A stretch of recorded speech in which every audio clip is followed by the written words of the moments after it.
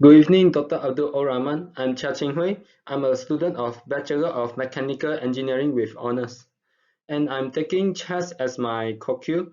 Today, I would like to introduce myself and explain the basic knowledge of chess. I'm currently studying Year 2 Sem 2. I have 4 family members at my home, including one sister. I started playing my chess when I was 12 back in 2013 after UPSR with my friends. And my level of understanding of chess is average, which I have the basic skills to play as well as the strategies to attack and defend depends on how opponent moves. The reason I want to take this subject is to learn and improve more strategic move in chess, as well as planning strategies without opponent's knowledge. I'm going to explain standard, rapid, and blitz time control. On the right side, there's a screenshot on my chess time control example. From the example, we can see standard time is for the games 30 minutes and above, and rapid is for the games 10 minutes and longer, while the blitz time is for the games over 3 minutes but under 10 minutes. And what is the meaning of the number behind this plus symbol is actually the time increment. The time increment will be added when you have moved your chess. Next is touch move rule according to the FIDE laws of chess. The touch move rule in chess specifies that if a player intentionally touches a piece on the board when it is their turn to move, then they must move or capture that piece of their opponent. Let me explain this one by one. If the player's piece that was touched, it must be moved when it is their turn. For example, if a player's queen is touched, the queen must be moved by the player. However, the player has the right to move everywhere as long as he moves the touch piece. So means that the player has the right to move his queen everywhere as long as he moves his queen with rigid move. And once a place was touched, it must be placed. So if a player's queen has touched one of the area in the chess, it must be placed there. Or if the opponent's piece was touched, it must be captured.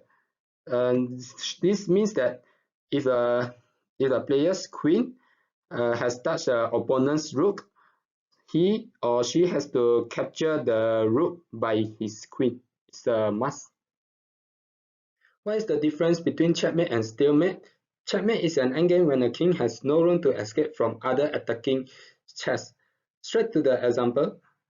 And here are the white rooks are placed here respectively, and as well as the black king here, which is placed on top of the chessboard.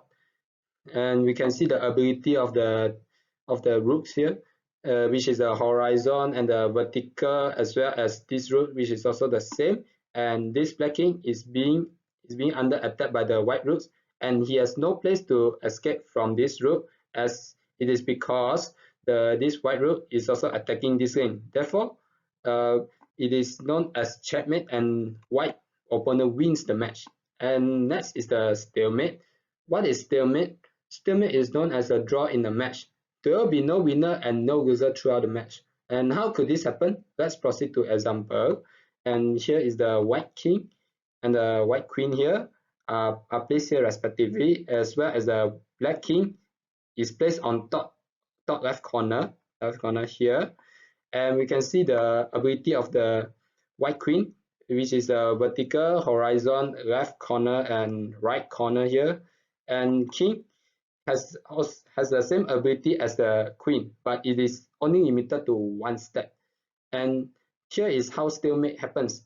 When it is the black king's turn to move, and black king has no place to move, as it is surrounded by the queen here, as you can see, is surrounded by the queen, and the king is still standing here because it is still being safe and not being checkmated, and therefore this is how stalemate happens. And there's another example of stalemate is if there is only one white king and one black king in this chessboard, it is also known as stalemate, as they do not have the enough ability to checkmate each other, or something like that. And that's all from today. Thank you.